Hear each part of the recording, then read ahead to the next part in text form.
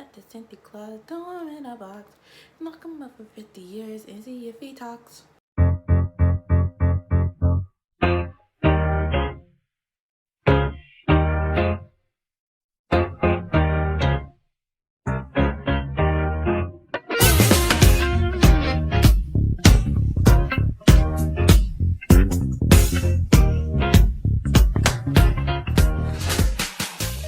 Hello you guys, welcome to this. Okay, if you're new here, hi, my name is Noah, and if you're not new here, welcome back. And today we're going to be watching Midnight Theories Saseng Files episode 1. So for those who are not aware of what a Saseng is, whether if you're new to K-pop or you just don't know, a Saseng is a stalker like fan, very obsessive fan.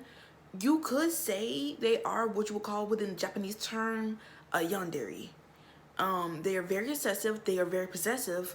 They are known to invade not only an idol's privacy life, but their bandmates' privacy life, and sometimes even a family member's privacy life. So yanderes are very much these creepy fans that you want to steer clear of because nobody wants to be associated with yandere. So we're just gonna be watching Midnight Theories yandere I didn't say yandere this whole time. Saseng Files. So yeah, also during the video, this is not an eyeliner mistake. I was in the middle of actually doing my makeup from a previous Halloween cosplay I did last year of a teenage shock from Nightmare Before Christmas, and as you can see, I had kind of more so like the stripes of Jack Skellington, and I tried to do Oogie Boogie on this eye. It did not come out that well, so that's why my eyeliner looks like this. But yeah, I'm not gonna hold you guys for much longer. Let's just get into the video.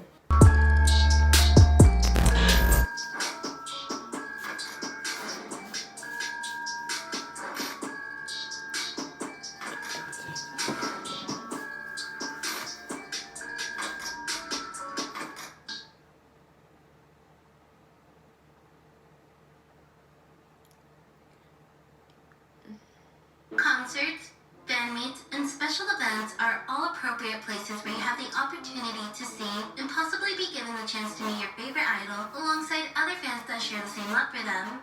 What happens if you can't make it to one of these for any reason, or you simply cannot fathom any other person meeting or being with them besides you?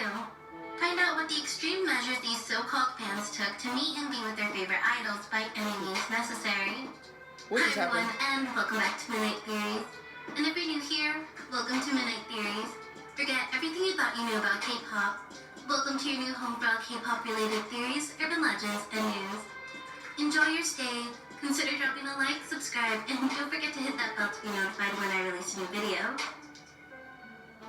Saseng Files. For those of you who may not be familiar with the term, according to Wikipedia, Saseng is an obsessive fan who stalks or engages in other behavior constituting an invasion of privacy of a Korean idol or other public figure.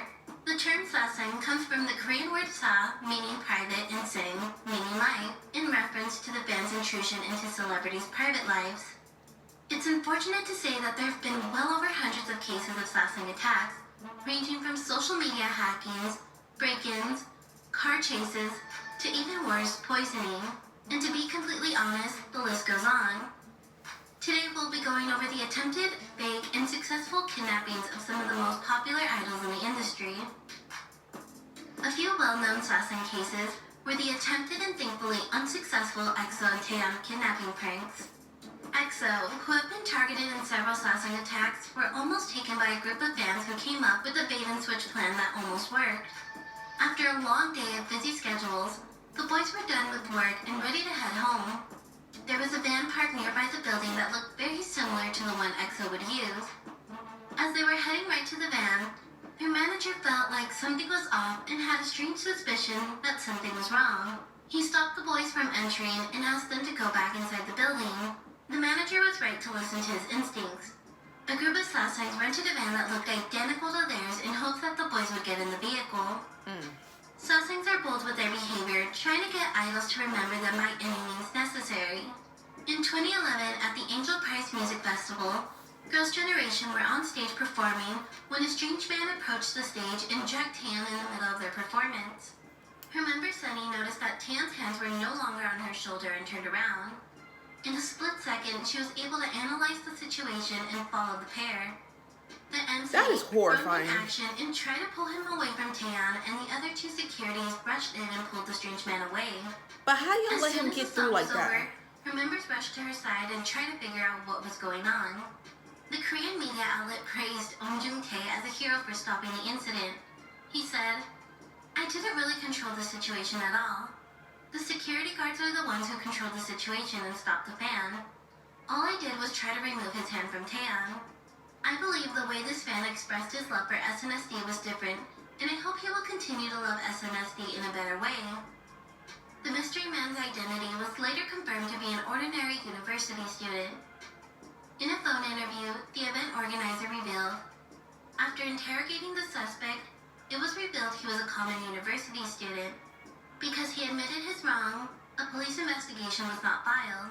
What? He's still young, and it was taken into account that he has studies and academic responsibilities. So? After seeing that Tan did not incur serious injuries, SM Entertainment decided not to take legal action, and the man is now pondering about his wrongful actions at home.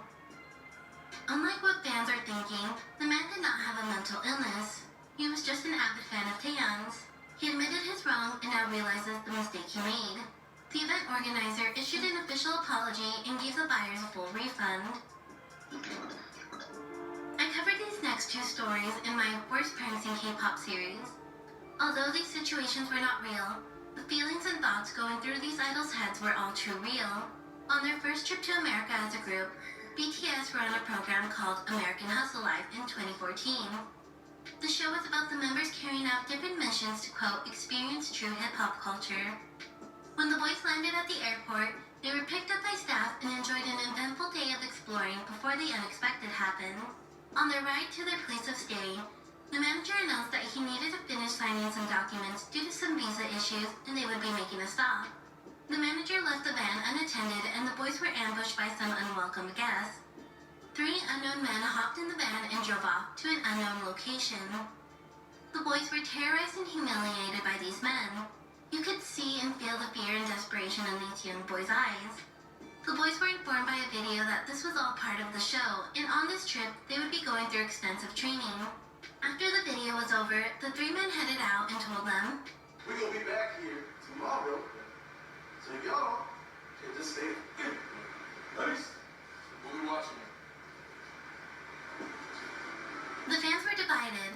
One half saw it as just a part of the show and laughed along. The other half were appalled that the show would even pull a prank like that, and not to mention how they portrayed the stereotypical image of a black man. This next kidnapping prank I covered in 2 of my previous videos, so to get the full details, you can head over to one of those videos after this. But to quickly summarize, Simon was a trainee at the time of this prank for a hidden camera show. The idol was kidnapped by a few men who threatened and blindfolded him. He was in the car for 2 hours as they drove to their destination. There in the building, they tied him up with rope and tape until an actress, who portrayed to be a Saseng, terrorized him, which caused him emotional distress and made him comply with her every request. Pranks are supposed to be funny and lighthearted. They should never cause harm or leave emotional damage. Yvonne is a first-generation solo singer who gained popularity in the 90s. She was an actress, radio DJ, and an MC for many programs. In 2020, Yvonne was a guest on Kim Soo-mi's Did You Eat? During the program, she revealed the shocking details of her kidnapping in the 90s. After a long, exhausting day of filming, she was ready to head back home. Her manager left her unattended to heat up the car because there was only 20 minutes left of filming. As she headed down the stairs, she blacked out. The next morning, she woke up in an unfamiliar room. As she tried to collect herself, she heard 2 voices in the distance. The next day, when I opened my eyes, I realized it wasn't my room. I heard someone from outside my room ask, "Why did you bring her here and cause this mess?" Then I realized that I had been kidnapped, and that he may not want to harm me. I went outside the room and asked why they kidnapped me. My kidnapper told me that his brother was a huge fan, so he went overboard for him. Realizing he was a fan, I asked him to show me around their neighborhood. They agreed and proceeded to show her around and even had a meal together. The next day, they drove her back home. She was gifted a sports car as a proposal gift after the kidnapping, but she declined several times, and it ended there. On an episode of Radio Star, N, a member of VIX, shared an interesting story about one of the group's airport trips. On their way home from their trip to Kazakhstan, Bix and their manager were in a van heading to the airport. Their manager got off the van first, and the door shut right behind him, and the van sped off. The members were a little bit confused, but thought there was some miscommunication. We asked where we were going, and the bus driver told us that because checking in was going to take a while, they were taking us to the airport lounge first. The members decided to rest and nap the rest of the ride. While this was going on, the manager was in full panic mode and tried to run after the van. They arrived at the lounge and they were accommodated like royalty. Their manager eventually caught up to them and he was denied access into the lounge. The guard told us our manager couldn't come in because only distinguished guests were allowed. Not too long after, a young girl walked in. She was a high school student, and get this, the daughter of the president of Kazakhstan, who is commonly referred to as the country's princess. The whole scheme was just a way for her to get a private meet and greet with the boys. Some of you might recognize this next person if you watched K-dramas recently, but before that, Juanata was a member of girl group Hello Venus. On an episode of Happy Together, she revealed that she was almost abducted during her training years. After a long, exhausting night of training, she asked her father if he could pick her up. She waited outside by the nearest bus stop when a strange vehicle approached her. Before she knew it, a man darted her way and was trying to drag her into the van. She started to scream in fear, but there was no one in sight, right until the car honked and she realized it was her dad. The mysterious man let go of her at that moment and drove off. Sadly, this was not the only time Nada felt her life was in danger. Back when she was a high school student, she would take the same route home. One day, she was heading home while she still had her earphones in, when she noticed someone was following behind her. She took one of the earphones out and could hear footsteps behind her. She took the other earphone out and started to walk slowly, trying not to cause suspicion. When she turned around, she saw a man with a hat. They made eye contact, and it probably surprised him that she noticed him, and he walked the other way. Brave Reporters was a show where reporters and journalists from a variety of backgrounds revealed the hidden truths behind various cases, from huge political scandals to mysterious cases that are not well known to the public. On an episode of Brave Reporters, many industry insiders came forward about an unnamed disbanded girl group and their abusive producer. The popular female producer was hired to make a song for the company's new rookie girl group that was set to debut. The company was rather small, but the group was already pretty popular. And not to mention that one of the members was a former beauty pageant contestant, who was also skilled in singing and dancing. The producer tried to charm the members by constantly complimenting them and bringing them snacks. When the group finally debuted, their schedule was soon packed with fans and grew a pretty solid fan base. The group had a packed schedule filled with photo shoots, events, and program appearances. One day, the group expected to appear on a show, yet they never arrived. The CEO went to the dorms to locate the girls and manager, but they were nowhere in sight. He continuously called them, but to no avail. The staff from the program were growing annoyed by the rookie group's unprofessional late behavior and kept asking the CEO where the group was. Due to the pressure he felt he was under, he lied and told the production staff that the group was involved in an accident. The girls were missing for days and no one had heard from them. The company canceled several upcoming events to figure out what had happened to the girls. Word got around that the company was canceling their schedules left and right. This was unusual behavior for a company to keep canceling plans, and the company lost a lot of credibility. Several days had passed, and the CEO finally got in contact with one of the members. She called him asking him to come where they were. The members' voices were described as weak and on the verge of death. The CEO obtained the location and found the girls. The girls were described to look very weak and reduced to bones. They also had an unpleasant smell due to the conditions they faced those days. The girls confided in their CEO and told him that their female producer invited them to visit before their initial broadcast. The manager drove the members to the producer's home, and that is when they saw her gripping a baseball bat. The producer allegedly asked the manager if he wanted to team up, and she would promote him if he stayed in silence. The producer continued to make threats at the girls, threatening to hit them with the baseball bat if they did not follow orders. She tried to make them sign a contract with a different company. The girls hesitated at first, but that was when the producer allegedly began to beat them with the bat. Even after the beating, the members still refused to sign. So the producer locked them in a room and took away their cell phones. After finally being released from the nightmare of their experience, they explained to the CEO that they would leave the entertainment industry and retire as idols due to the traumatizing experience.